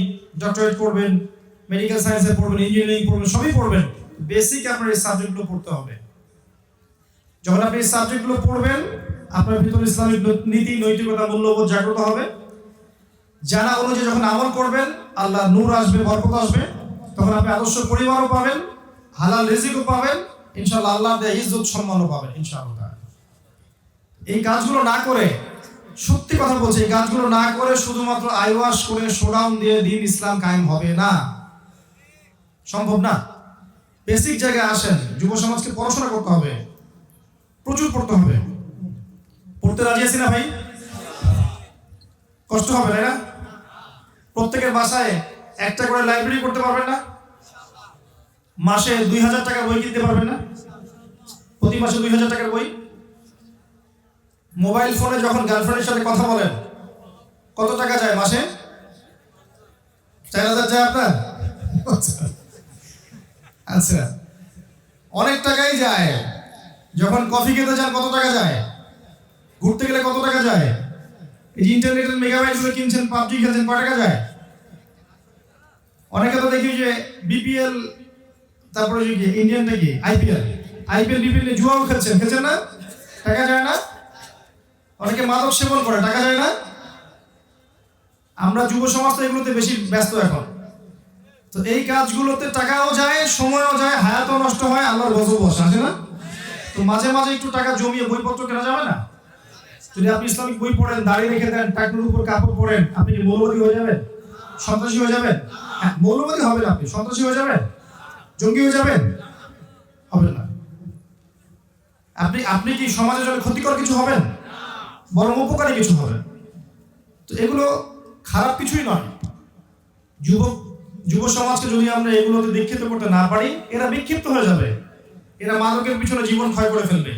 দেখবেন আত্মহত্যা করছে, এই যে প্রেমের ছ্যাঁক খেয়ে আত্মহত্যা করে ফেলছে, মিউজিক নিয়ে পড়ে আছে, পর্নোগ্রাফি নিয়ে পড়ে আছে, আপনি খেয়াল করে দেখবেন জুয়া নিয়ে পড়ে আছে, ক্যাসিনো নিয়ে পড়ে আছে, ড্রাগস নিচ্ছে, এগুলোতে ব্যস্ত আছে। এদেরকে ফেরাবেন কিভাবে? অনলি এই বইটা আপনাকে ফেরাতে পারে। এই বইটার কাছে যখন এই মানুষগুলো আসবে, তারা শান্তি খুঁজে পাবে ইনশাআল্লাহ।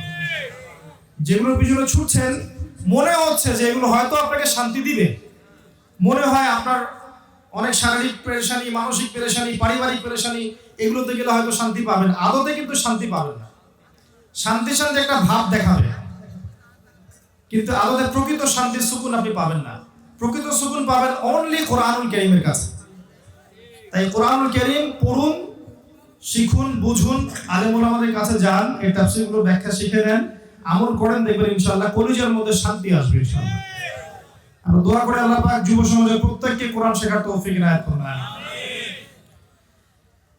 এবং অবশ্যই জেনারেল সাবজেক্ট যেগুলো পড়ছেন, এগুলো অবশ্যই পড়বেন।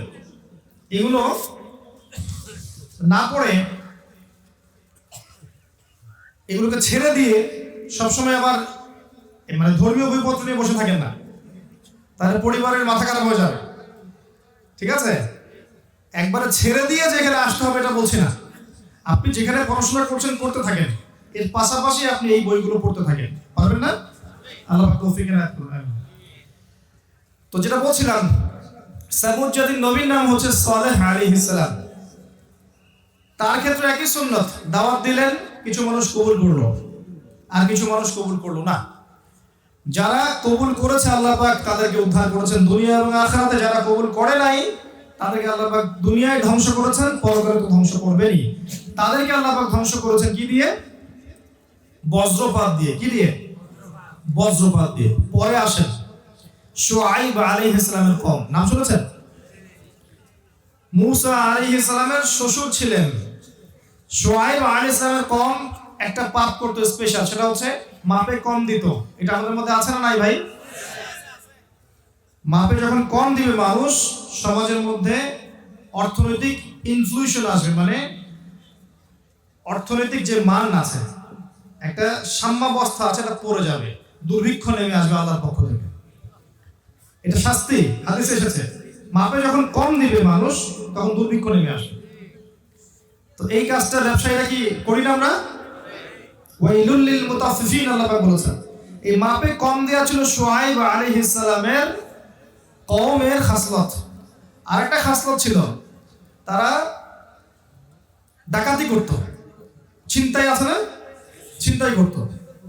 তো আল্লাহ পাক এই কওমটাকে ধ্বংস করেছেন কি দিয়ে? শুনে, পৃথিবীর প্রথম কওম যাকে আল্লাহ পাক ভূমিকম্প দিয়ে ধ্বংস করেছেন, সেটা হচ্ছে শুআইব আলাইহিস সালামের কওম। যদি আমরা এই পাপগুলো করতে থাকি, আল্লাহ পাক এই শাস্তি দিবেন আমাদের কেউ, নাউযুবিল্লাহ। এবং শেষ জামানার হাদিসগুলোর মধ্যে এসেছে যে কিয়ামতের আগে আগে ভূমিকম্প বাড়তে থাকবে, বেশি বেশি ভূমিকম্প হবে, এবং তিনটা হবে বড় বড় মেজর ভূমিকম্প। একটা পৃথিবীর পূর্ব দিকে, মানে এমন ভূমিকম্প হবে যে জমিন পড়ে যাবে নিচে, জমিন ঢুকে যাবে ভিতরে। একটা পৃথিবীর পূর্ব দিকে। পৃথিবীর পূর্ব দিক কোনটা ভাই? এই যে আমাদের পুরো কন্টিনেন্ট, আপনার পুরো সাবকন্টিনেন্ট সহ শুরু করে এই পুরো কন্টিনেন্টটা হচ্ছে পূর্ব দিক পৃথিবীর।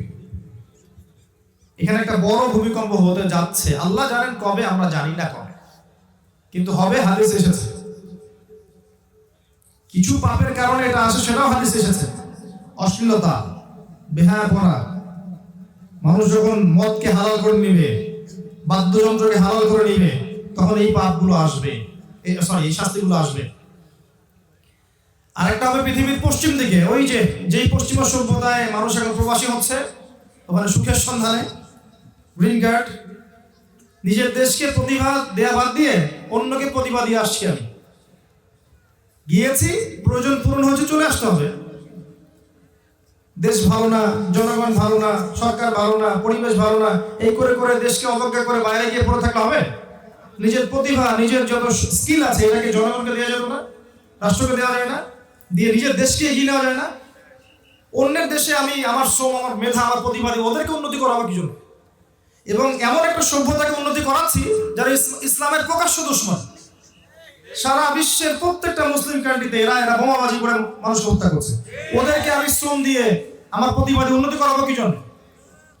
আমি আমার দেশকে উন্নতি করাবো, আমার দেশকে আমি মেধা দিব, আমার শ্রম দিব, আমি আমার রাষ্ট্র, আমার সরকারকে, আমাদের যে পরিবেশ আছে এখানে আমি উন্নতি করবো, যাতে করে আমাদের এখানে দুর্নীতি কমে যায়, ভালো কিছু হয়। কেন করা যায় না? সমালোচনার সংস্কৃতিতে আমরা অভ্যস্ত বেশি। এটা ঠিক হচ্ছে না, এটা ঠিক হচ্ছে না, তাই না? এটা ভালো না, এটা ভালো না। আরে ভাই, আমি নিজে করলাম নাকি? আমি কি করছি আসলে? আমরা তো একটা দেখবেন গভর্নমেন্ট একটা প্রজেক্ট আসলে জনগণ আমানত রক্ষা করতে পারে না। অনেক সময় দেখবেন সরকারি মাল দরিয়া মেডাল, তাই না? এটা আমার খেয়ালত হলো না? খেয়ালত উভয় পক্ষই করে, জনগণও করে। অনেক সময় দেখা যায় উপর থেকে একটা হাতি আসছে, আস্তে আস্তে আস্তে আস্তে মাছি হয়ে গেল। কথা বুঝতে পারছেন? উপর থেকে একটা হাতি আসার কথা ছিল, আস্তে আস্তে আস্তে আস্তে মাছি হয়ে গেছে। এখানেও খেয়ালত হচ্ছে, যখন মাছিটা আসলো এই মাছিটাকে সবাই লুটে পুটে খেয়ে শেষ করে দেবো। এটাও জনগণের খেয়ালত হলো। তা আমরা যদি উভয়ে এরকম হয় তাহলে তো হবে না। উভয়কেই ইমানদার, মুত্তাকি এবং কোরআনওয়ালা হতে হবে, সুন্নাহওয়ালা হতে হবে। আমি আমার শ্রম, আমার মেধা, আমার প্রতিভা, এগুলো আমার সবার আগে হক রাখে আমার পরিবার, আমার সমাজ, আমার রাষ্ট্র। আপনি এগুলো বাইরের মানুষকে দিয়ে আসছেন কি জন্য? এমন কাউকে দিচ্ছেন যারা ইসলামের প্রকাশ্য শত্রু। এরা পুরো ওয়ার্ল্ড ওয়াইড মানবতার শত্রু, শুধু ইসলামের শত্রু নয়। যেখানেই লা ইলাহা ইল্লাল্লাহর গন্ধ পাবে সেখানেই তারা শুরু করে দিবে ফাসাদ। তারা দেখতে আসে না কি হানাফি কে, আহলে হাদিস কে, শাফিঈ কে, হাম্বলি কে, চরমনাই কে, আতশি তাবলি, কিছু দেখতে আসে না। তারা দেখবে যে সে লা ইলাহা ইল্লাল্লাহ বলেছে কি বলেনি, ব্যাস। তো ওই যে যেখানে আমরা রঙিন স্বপ্ন দেখছি, ওই সভ্যতা ভূমিকম্পে ধ্বংস হবে, হাদিসে এসেছে। দ্বিতীয় ভূমিকম্প পশ্চিমে। আর 3 নাম্বারটা হচ্ছে কোথায়? 3 নাম্বারটা আপনার মাঝখানে, পৃথিবীর মাঝখানে জাজিরাতুল আরবের এই কন্টিনেন্টে একটা ভূমিকম্প হবে।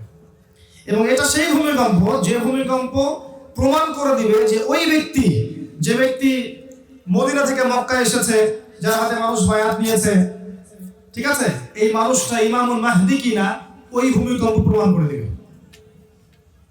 এগুলো আখিরুল জামানের হাদিসগুলোর মধ্যে আছে, পড়ে দেখবেন। তো যেটা বলছিলাম, শুআয়ব আলাইহিস সালামের কওম, সর্বপ্রথম কওম যাকে আল্লাহ পাক ভূমিকম্প দিয়ে ধ্বংস করেছেন। আর ভূমিকম্প যে কারণগুলোতে হয়, এই পাপগুলো যদি আমরা না ছাড়ি, আল্লাহ যে আমাদেরকেও দিবেন না কোনো গ্যারান্টি নেই, কোনো গ্যারান্টি নেই। আল্লাহ পাক আমাদেরকে আল্লাহর গজবের যে পাপ, এগুলো থেকে বাঁচিয়ে রাখুন, আল্লাহুম্মা আমিন। আল্লাহ পাক আমাদেরকে প্রচন্ড ভালোবাসেন, প্রচন্ড রহম করেন, প্রচন্ড দয়া করেন, করুণা করেন, মায়া করেন। একজন ব্যক্তি যিনি লা ইলাহা ইল্লাল্লাহ প্রকৃত অর্থে বুঝেছে এবং বলেছে, সেই ব্যক্তি জীবিত থাকা অবস্থায় আল্লাহ পাক কিয়ামত দিবেন না। একটা ব্যক্তি যদি থাকে পৃথিবীতে যে লা ইলাহা ইল্লাল্লাহ কে ধারণ করেছে প্রকৃত অর্থে, ও বেঁচে থাকা পর্যন্ত আল্লাহ পাক কিয়ামত দিবেন না। এত বেশি ভালো আল্লাহ আমাদেরকে বাসেন। আল্লাহ আমাদেরকে শাস্তি দিতে চান না যদি না আমরা সেই পাপগুলো করি। কিন্তু আমরা সেই পাপগুলো করছি, নির্দ্বিধায় আমরা মাদক সেবন করছি, মাদকের নাম পরিবর্তন করে দিয়েছি, নির্দ্বিধায় আমরা জিনা করছি, পরকীয়া করছি, ইয়াবা খাচ্ছি, পর্নোগ্রাফি দেখছি, ফ্রি মিক্সিং করছি, ফ্যামিলিস্ট রেভলিউশনে লিপ্ত হচ্ছি, নির্দ্বিধায় করছি, আল্লাহর হুকুম আহকামের পরোয়া করছি না, আল্লাহর ফরজ ওয়াজিব সুন্নত মুস্তাহাব তোয়াক্কা করছি না, আল্লাহর হালালকে হারাম করে ফেলছি, আল্লাহর হারামকে হালাল করে নিচ্ছি। এগুলো করতে থাকলে আল্লাহর শাস্তি আসবে ভাই। আল্লাহর শাস্তি চলে আসলে ঠেকানো থাকবে না। তাই সবার উচিত অনতি বিলম্বে আল্লাহর কাছে তওবা করা, তওবা করে আল্লাহ যেভাবে চলতে বলেছেন সেভাবে চলা। এতে নিজের কল্যাণ, পরিবারের কল্যাণ, সমাজের কল্যাণ, সবার কল্যাণ। আমরা তওবা করি আল্লাহর কাছে, আস্তাগফিরুল্লাহাল্লাযী লা ইলাহা ইল্লা হুয়াল হাইয়ুল কাইয়্যুম ওয়া আতুবু ইলাইহি। বলেন আস্তাগফিরুল্লাহাল্লাযী লা ইলাহা ইল্লা হুয়াল হাইয়ুল কাইয়্যুম ওয়া আতুবু ইলাইহি, আস্তাগফিরুল্লাহাল্লাযী লা ইলাহা ইল্লা হুয়াল হাইয়ুল কাইয়্যুম ওয়া আতুবু ইলাইহি। তারপরে জেনারেশনে যান, ফিরআউন শুনেছেন নাম? মুসা আর ফিরআউন। কোরআন খুলবেন খালি মুসা আর ফিরআউন। ফিরআউন কে ছিল? এই বিশ্বের পরাশক্তি, এখনকার পরাশক্তিদের মতোই পরাশক্তি, অনেক দাপট। সে বলেছিল যে আনা রব্বুকুমুল আ'লা, আমি তোমাদের মহান রব, নাউযুবিল্লাহ, আমি ছাড়া তোমাদের কোন রব আছে আমি তো জানি না, এরকম বলেছিল।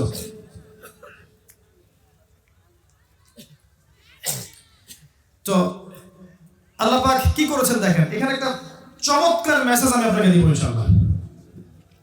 আল্লাহ রাব্বুল আলামিন মুসা আলাইহিস সালামকে নবী করলেন।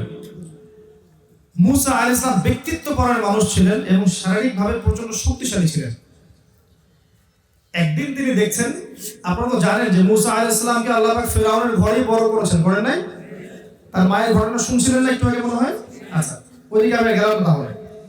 এবার মুসা আলাইহিস সালাম দেখছেন বনু ইসরাইলের এক ব্যক্তির উপর জুলুম করা হচ্ছে। তিনি গিয়ে তাকে বাঁচাতে চাইলেন এবং একটা ঘুষি দিয়েছেন জাস্ট তাকে বাঁচানোর জন্য। এই ঘুষিতেই ওই ফিরআউনের যে ওই পুলিশ বাহিনীর একজন ছিল আর কি, ফিরআউনের বাহিনীর একজন, সে মারা গেল একটা ঘুষিতেই। তার মানে তার গায়ে কত শক্তি ছিল। আচ্ছা, এবার মুসা আলাইহিস সালাম আর ওই মিশরে টিকতে পারছেন না, কারণ তাকে মার্ডার কেসের আসামি মনে করে খোঁজা হচ্ছে। এবং তিনি তখন হিজরত করে চলে গেলেন কোথায়? মাদিয়ান, শুআয়ব আলাইহিস সালামের কওমে। সেখানে গিয়ে তিনি বসে আছেন, দেখলেন যে দুইজন মেয়ে পানি নিতে এসেছে, পানি নিতে এসেছে। মেয়েরা তো একটু অবলা হয়, তাই না? তো ছেলে মানুষ আগে পানি নিচ্ছে, সে চান্স পাচ্ছে না মেয়ে দুটা। মুসা আলাইহিস সালাম সেখানে গিয়ে তাদের বালতি নিয়ে তাদেরকে পানি নিয়ে দিলেন, হেল্প করলেন, উপকার করলেন। তো এই মেয়ে দুটো বাসায় ফিরে গেল। এই ফাঁকে মুসা আলাইহিস সালাম একটা গাছের নিচে বসেছেন। বসে তিনি আল্লাহর কাছে এই দোয়া করছেন, রব্বি ইন্নী বিমা আনজালতা ইলাইয়া মিন খাইরিন ফাকির। হে আল্লাহ, তুমি আমার প্রতি যে অনুগ্রহ পাঠাবে, যে নিয়ামত পাঠাবে, এর জন্য আমি ভিখারি হয়ে বসে আছি। কারণ তার তখন বাড়ি নাই, থাকার জায়গা নাই, কিছুই নাই, হিজরত করে এসেছেন। ঠিক এমন অবস্থায় ওই দুই মেয়ের একজন মেয়ে হেঁটে হেঁটে আসছেন। আল্লাহ পাক এই কোরআনের মধ্যে, আমি যে বললাম একটা বিষয় বলা আল্লাহ পাক বাদ দেননি, ওই নারী কিভাবে হেঁটে এসেছেন আল্লাহ পাক কোরআনে সেটাও বলেছেন। সুবহানাল্লাহ, আল্লাহ পাক কোরআনে বলেছেন যে সে লাজুক ভঙ্গিতে হেঁটে আসলো। সুবহানাল্লাহ, এই যে মেয়েদের হাঁটার মধ্যে যে পর্দা আছে, এখনকার জেনারেশন কে বুঝাতে পারবেন? বোরখা পরেও এমন ভাবে হাঁটবে যে হাঁটার কারণে পর্দাটা ছুটে গেছে। এই পশ্চিমা ধাঁচে গড়ে ওঠা এই মেয়েদের, যারা ফেমিনিস্ট রেভলিউশনে বিশ্বাস করে, এই মেয়েদেরকে আপনি মুসা আলাইহিস সালামের স্ত্রীর হাঁটা শেখাতে পারবেন? শুআয়ব আলাইহিস সালামের মেয়ে ছিলেন তিনি, পরে এই মেয়ের সাথে মুসা আলাইহিস সালামের বিয়ে হয়েছে।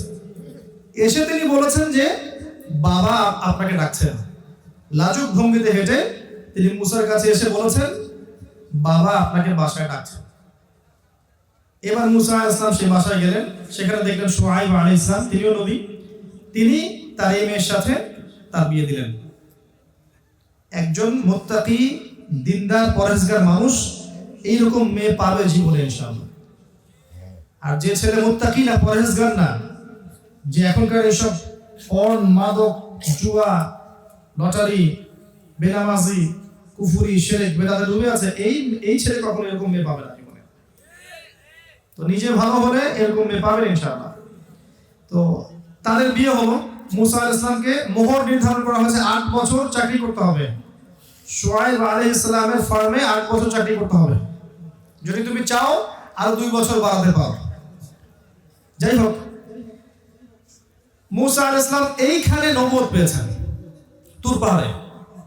এরপর যখন তিনি ফিরআউনের কাছে গেলেন, আল্লাহ পাকের কাছে তার আগে দোয়া করলেন যে আল্লাহ, আমি তো সেখানে অলরেডি একটা অপরাধ করে এসেছি, আমি যদি সেখানে যাই ওরা তো আমাকে মেরে ফেলবে।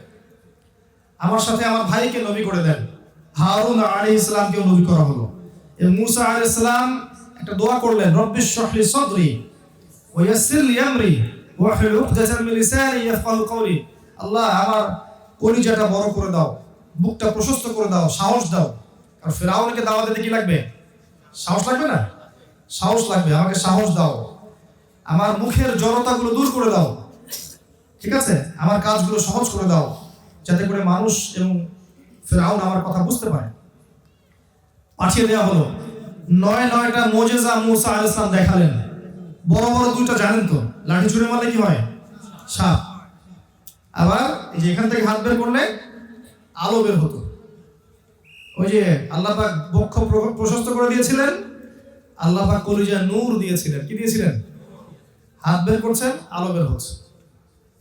আপনার সায়েন্স বিশ্বাস করবে? বিশ্বাস করবে? করবে না। তারা বলবে এগুলো রূপকথা, তাই না? এগুলো কোরআনের কথা হয়েছে। এরপরে তিনি দাওয়াত দিলেন, ফেরাউন দাওয়াত কবুল করলো না। আপনারা জানেন ফেরাউন তার দলবল সহ বনী ইসরাইলকে অ্যাটাক করলো। আল্লাহ পাক লোহিত সাগরে তাদেরকে একত্রিত করলেন না? সমস্ত ফেরাউনের সদস্যদেরকে আল্লাহ পাক ফেরাউন সহ লোহিত সাগরে এক মুহূর্তের মধ্যে ডুবিয়ে মেরে ফেললেন। আর আল্লাহ রাব্বুল আলামিন বনী ইসরাইলদেরকে পার করলেন, নিষ্কৃতি নাজাত দিলেন। একই সুন্নত নয় কি? ওই নূহ, ওই আদ, ওই সামুদ এবং শুআয়ব সমস্ত নবীদের একই সুন্নত নয় কি? যারা মেনেছে আল্লাহ উদ্ধার করেছেন, মানে নাই দলবল সহ ডুবিয়ে দিয়েছেন দুনিয়াতে। এমনকি ফেরাউন তখন বলেছিল যে আমানতু বিরব্বি হারুন ওয়া মূসা, ডুবতে ডুবতে বলছে যে আমি হারুন আর মূসার রবের প্রতি ঈমান আনলাম। তখন আল্লাহ বলেন আলান, এখন ঈমান নিয়ে এসেছো? ওয়াকাদ আসাইতা মিন ক্বাবল, এর পূর্বে তুমি উদ্ধত ছিলে, অহংকারী ছিলে, অবাধ্য ছিলে। তবে আজকে আমি তোমার এই বদন শরীরটাকে আমি রেখে দিব, সংরক্ষণ করব। লিতাকুনা মিন খালফাকা আয়া, যাতে করে তোমার পরবর্তীদের জন্য তুমি নিদর্শন হতে পারো। এই ফিরআউনের এই যে লাশ কবে উঠেছে? কত সালে? 1896 কি 97 সালে উঠেছে এই যে সাগর থেকে। তার মানে আপনাকে একটা ইন্ডিকেশন দেওয়া হচ্ছে যে এর পরবর্তী বিশ্বে ফেরাউনের রাজত্ব চলবে এবং তাদের জন্য এই লাশটা হচ্ছে দৃষ্টান্ত। আপনাকে নিদর্শন দেওয়া হয়েছে অলরেডি। ফেরাউনের লাশটা কি পরবর্তীদের জন্য নিদর্শন, যে ওরকম হলে এই পরিণতি হবে। আপনি খেয়াল করে দেখবেন তারপর থেকে বিশ্বের জুলুম ফাসাদ গুলো আরো ব্যাপকতা হয়েছে, আখির জামানের সাইন গুলো চলে এসেছে। তো এদের জন্য ওই লাশটা নিদর্শন। এখানে আরেকটা কথা বলি, চমৎকার কথা হচ্ছে এই, যেভাবে আল্লাহ রাব্বুল আলামিন ফেরাউন এবং তার বাহিনীকে লোহিত সাগরে একত্রিত করেছিলেন, ঠিক একইভাবে আল্লাহ রাব্বুল আলামিন এই দাজ্জালের অনুসারীদেরকে জেরুজালেমে একত্রিত করেছেন। কথা বুঝতে পারেননি আপনি? আবার বলছি, আই রিপিট, আল্লাহ পাক যেভাবে ফেরাউন এবং তার অনুসারীদেরকে লোহিত সাগরে একত্রিত করেছেন সব ডুবিয়ে গারাত করার জন্য, একইভাবে আল্লাহ রাব্বুল আলামিন বিগত 70 বছর ধরে জেরুজালেমে দাজ্জাল এবং তার অনুসারীদেরকে একত্রিত করেছেন। সামনের সময় আসলে ওদেরকে আল্লাহ পাক ধূলিসাৎ করে ফেলবে। আল্লাহ পাক ওই জন্য একত্রিত করেছেন, অন্য কোনো কারণে নয়। হ্যাঁ, তার আগে তারা রাইজ করবে, বিশ্ব নিয়ন্ত্রণ করবে, বিশ্বের প্রতিটা সেক্টর নিয়ন্ত্রণ করবে, বিশ্বকে রুল করবে। কিন্তু একটা সময় আসবে যখন ঈসা ইবনে মারইয়ামের হাতে মাসীহুদ দাজ্জাল এবং তার ফলোয়ার্সরা ধ্বংস হয়ে যাবে। আল্লাহ পাক ইসলামের এই বিজয় ঘটাবেন ইনশাআল্লাহ তাআলা। এরপর ঈসা ইবনে মারইয়াম সেই জেরুজালেমেই, এই পবিত্র জেরুজালেম যেখানে ছিল দাউদ আলাইহিস সালামের খেলাফত, সুলাইমান আলাইহিস সালামের খেলাফত, যেটা ওমর রাদিয়াল্লাহু আনহু জয় করেছিলেন, তাই না? ওই যে উটের পিঠে চড়ে বৃত্ত পিঠের উপরে তিনি নিচে রশি ধরে, এই কবিতাগুলো তো এখন বই নাই, তাই না? আছে? উঠিয়ে দেওয়া হয়েছে না? কেন ওঠালেন? কাজী নজরুল ইসলামের কবিতাগুলো কি মানবতা বিরোধী ছিল? তাহলে তার কবিতাগুলো আস্তে আস্তে কমে গেল কেন? আমার তো মনে হয় সবচেয়ে সেরা কবি হচ্ছেন কাজী নজরুল ইসলাম। আমার মত এটা, আপনি নাও মানতে পারেন, আপনার কাছে অন্য কেউ হতে পারে সেরা, বাট আমার কাছে কাজী নজরুল ইসলামের মতো শব্দ চয়ন, তার মতো অলংকার, তার মতো এই যে সত্যকে সত্য রূপে তুলে ধরার যে মনন সংস্কৃতি, আমি তো অন্য কারোর মতো দেখি না। কি কাব্য বোঝেন? সবচেয়ে সেরা উপন্যাস আমরা পড়েছি, আপনারা পড়েন। আল্লাহ পাক কোরআনে বলেছেন সবচেয়ে সেরা উপন্যাস হচ্ছে সূরা ইউসুফ। আল্লাহ কোরআনে বলেছেন সবচেয়ে সেরা উপন্যাস হচ্ছে সূরা ইউসুফ, আহসানুল কসাস। আর এই সূরা ইউসুফকে বানিয়েছে ইউসুফ আর জুলাইখার প্রেম কাহিনী, তাই না? সত্যিকার অর্থে সূরা ইউসুফ হচ্ছে তার বাবা এবং তার সন্তানের প্রেম কাহিনী। ওখানে দেখবেন তার বাবা এবং তার ছেলের যে ভালোবাসা, যে হারানোর ব্যথা, যে ট্র্যাজেডি, টুইস্ট এন্ড টার্ন, এটা অ্যামেজিং। এমনকি বাবা অন্ধ হয়ে গেছেন কাঁদতে কাঁদতে কাঁদতে কাঁদতে ছেলের জন্য। কোন প্রেমিকের জন্য কাঁদতে কাঁদতে অন্ধ হয়েছে? এমনকি যখন ইউসুফ আলাইহিস সালামের ওই যে কাপড় নিয়ে আসছেন, মনে আছে? পড়ে দেখবেন বাবা দূর থেকে বলছেন যে আমি ইউসুফের গন্ধ পাচ্ছি এখন। সুবহানাল্লাহ। সূরা ইউসুফ হচ্ছে সবচেয়ে সেরা উপন্যাস, পড়ে দেখেন পাশে গিয়ে। তো উপন্যাস তো আমরা পড়েছি, কাব্য আমরা বুঝবো। কোরআন যারা পড়েছে এরা বুঝবে কাব্য কি জিনিস। সূরা হুদ পড়েন বুঝবেন কাব্য কি জিনিস, আর রহমান পড়েন কাব্য কি জিনিস বুঝবেন, কবিতা কাকে বলে। এত সুন্দর ছন্দ, এত সুন্দর অলংকার কোরআনের পাতায় পাতায় আয়াতে আয়াতে আছে না? আল্লাহ পাক বিশাল মেসেজ দিচ্ছেন কাব্য আকারে, সাহিত্যের আকারে, গল্প আকারে, তাই না? 2টা সেন্টেন্সের মধ্যে আল্লাহ পাক 2 শতাব্দীর হিস্ট্রি বলে ফেলছেন। তো যারা কোরআন বোঝে তারা বুঝবে কাব্য কি জিনিস। বলছি কাজী নজরুল ইসলামের কথা, যে আমার মতে তিনি দ্য বেস্ট কবি। আপনার মতো নাও হতে পারে, আমার মত, আর আমি মত প্রকাশের স্বাধীনতা রাখি। তো যাই হোক, এই কবিতা নাই, হোয়াটএভার। তো ওই জেরুজালেমে ওদেরকে একত্রিত করা হয়েছে, যেখানে এই পবিত্র শাসনগুলো ছিল এক সময়। এক পর্যায়ে দেখবেন ওখানেই আল্লাহ রাব্বুল আলামিনের আদেশে ওদের ধ্বংস লেখা আছে। আল্লাহ পাক এই দিন অচিরেই ঘটাক, আমরা সেই দোয়া করি, আল্লাহুম্মা আমিন। আর কয়েকটা কথা বলে শেষ করছি, যে সভ্যতায় আসবেন, দেখবেন আপনি ঈসা আলাইহিস সালামের কওমকে পাবেন। ঈসা ইবনে মারইয়ামের কওমের সেম সুন্নাত। ঈসা আলাইহিস সালামকে যারা ঈমান এনেছে আল্লাহ পাক উদ্ধার করেছেন, যারা ঈমান নিয়ে আসে নাই আল্লাহ পাক তাদেরকে ধ্বংস করেছেন। ঈসা ইবনে মারইয়ামকে আল্লাহ পাক নিজের কাছে তুলে নিয়েছেন। ইব্রাহিমের কথা বলতে ভুলে গিয়েছিলাম। ইব্রাহিম আলাইহিস সালামের ক্ষেত্রে যান, আল্লাহ পাক নমরুদ এবং তার অনুসারী যারা ছিল তাদেরকে আল্লাহ পাক ধ্বংস করেছেন। আর ইব্রাহিম আলাইহিস সালামকে আল্লাহ পাক উদ্ধার করেছেন, ইমাম বানিয়েছেন, নেতা বানিয়েছেন, পরীক্ষা নিয়েছেন। আল্লাহ রাব্বুল আলামিন তাকে দুনিয়া আখিরাতে সম্মানিত করেছেন। আমি শেষ করছি, সর্বশেষ নবী মুহাম্মদ সাল্লাল্লাহু আলাইহি ওয়াসাল্লামের কাছে আসেন। মুহাম্মদ সাল্লাল্লাহু আলাইহি ওয়াসাল্লামের ক্ষেত্রেও দেখবেন এই যে আবু জাহেল, আবু লাহাব, উতবা, সাইবা যারা ছিল, এরা কি আল্লাহ সত্য মেনেছিল? আল্লাহ সত্য মেনেছে? কোরআনকে মেনেছে? মানে নাই। নবীর বিরোধিতা করেনি? করেছে। নবীকে কষ্ট দেয়নি? দিয়েছে। আল্লাহ রাব্বুল আলামিন ইতিহাস থেকে ওদের নাম মুছে দিয়েছে। আর মুহাম্মদ সাল্লাল্লাহু আলাইহি ওয়াসাল্লাম সাহাবা কিরামের আদর্শকে আল্লাহ পাক যুগ যুগ কিয়ামত পর্যন্ত স্থায়িত্ব দান করেছেন, করেননি? একই সুন্নাত, প্রত্যেক যুগে যুগে আপনি যাবেন একই সুন্নাত পাবেন। নূহ থেকে শুরু করে মুহাম্মদ সাল্লাল্লাহু আলাইহি ওয়াসাল্লাম পর্যন্ত একই ফিলোসফি। ওই যে সূরা বাকারার 38-39, হেদায়েত আসবে যুগে যুগে, নবী রাসূল আসবেন, আসমানি কিতাব আসবে। ফামান তাবিআ হুদায়া ফালা খাউফুন আলাইহিম ওয়ালা হুম ইয়াহজানুন। কিন্তু ওয়াল্লাযীনা কাফারু ওয়া কাযযাবু বিআয়াতিনা উলাইকা আসহাবুন নার হুম ফিহা খালিদুন। একই ফিলোসফি সারা বিশ্ব জুড়ে, ইতিহাস জুড়ে। এখন আপনারা আমার শিক্ষা কি? শিক্ষা হচ্ছে সর্বপ্রথম আল কোরআন কেন্দ্রিক পড়াশোনা করুন, জ্ঞান অর্জন করুন, জানা অনুযায়ী আমল করতে থাকেন, আদর্শ পরিবার গড়ার চেষ্টা করেন, হালাল রিজিক খাওয়ার চেষ্টা করেন। ইসলামের জন্য আপনাকে আল্লাহ যে প্রতিভা দিয়েছেন, কথা হোক, কলম হোক, জ্ঞান হোক, বক্তব্য হোক, যে প্রতিভা আল্লাহ দিয়েছেন, এতটুকুকে দিনের কল্যাণে কাজে লাগান। দিনের মধ্যে ইখতিলাফ, ভেদাভেদ সৃষ্টি করবেন না। হিংসা, বিদ্বেষ, অহংকার, তোহমতের সংস্কৃতির চর্চা করবেন না। উম্মাহকে ঐক্যবদ্ধ করার চেষ্টা করুন। যুব সমাজকে দিনের পথে নিয়ে আসার চেষ্টা করুন। পরবর্তী প্রজন্ম যারা আসছে এদেরকে কনস্ট্রাকটিভ সিলেবাসে পড়াশোনা করিয়ে আগামী ইসলামের পতাকা বহন করার যোগ্য করে গড়ে তোলেন। যে মা বোনরা আছে সবাইকে পর্দায় আনার চেষ্টা করেন এবং তাদের জন্য দিনের কল্যাণকর কিছু প্রজেক্ট লঞ্চ করেন। ইনশাআল্লাহ তাআলা এই পৃথিবী চিরকাল থাকবে না, আস্তে আস্তে ইতিহাসটা শেষের দিকে যাবে। ঈসা ইবনে মারইয়াম আবারও আসবেন, কিয়ামতের সব সাইনগুলো আবারও আসবে।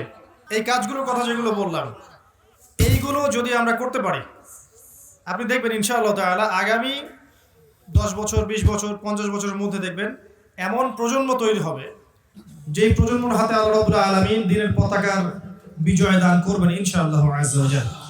পশ্চিমারা, অন্ধরা এবং ইসলামের শত্রুরা কাফের, ফাসেক, মুশরিক, মুনাফিক, মুরতাদ যারা আছে এরা যতই আমাদেরকে বস্তুবাদিতার স্বপ্ন দেখাক না কেন, অ্যান্টি ইসলামিক থটগুলো উপস্থাপন করুক না কেন, যত ইসলামকে আক্রমণ করুক না কেন, ইসলাম দিন দিন এগিয়ে যাবে ইনশাআল্লাহ। যতদিন যাবে তত মানুষ ইসলামের দিকে আসবে, ফিতনাগুলো বাড়বে, আল্লাহর আযাব গজবও বাড়বে, কিন্তু আল্লাহর কিছু নিবেদিত প্রাণ বান্দা যুগে যুগে থাকবে যারা ইনশাআল্লাহ আগামীতে দিন ইসলামকে এগিয়ে নিবে। অবশ্যই অবশ্যই এই পৃথিবী তার ধ্বংসের দিকে যাবে। দাজ্জাল আসবে, তার অনুসারীরা বিশ্বকে রুল করবে। ঈসা ইবনে মারইয়াম আসবেন, খিলাফা রিস্টোর করবেন, 40 বছর তিনি পৃথিবীকে শাসন করবেন, তিনি মারা যাবেন। তার কবর হবে নবী সাল্লাল্লাহু আলাইহি ওয়াসাল্লামের কবরের পাশে। এরপর পৃথিবীতে শান্তি শৃঙ্খলা বজায় থাকবে। তারপর আরেকটা প্রজন্ম আসবে যারা এমন উদ্ধত, অহংকারী এবং নোংরা হবে, যারা রাস্তার মধ্যে দাঁড়িয়ে জেনা করবে। ওই প্রজন্মের সামনে আল্লাহ পাক পশ্চিম দিক থেকে সূর্য উঠাবেন এবং কিয়ামত সংঘটিত করবেন। এই সময় সামনে আসতে যাচ্ছে। এই সময় আল্লাহ পাক যে হায়াতটুকু আমাদেরকে দিয়েছেন 50, 60, 70, 100 বছর, আপনি ডিসিশন নেবেন আপনি আল্লাহর জন্য বাঁচবেন না শয়তানের জন্য বাঁচবেন।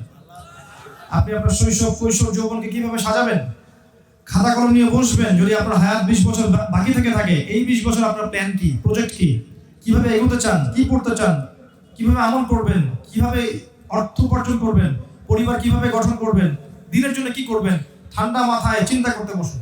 চিন্তা করতে শিখুন, আত্মসমালোচনা করতে শিখুন, নিজের আমল নামার হিসাব করতে শিখুন, এবং খেলার ছলে, ঠাট্টার ছলে এই হায়াতটাকে নষ্ট করবেন না।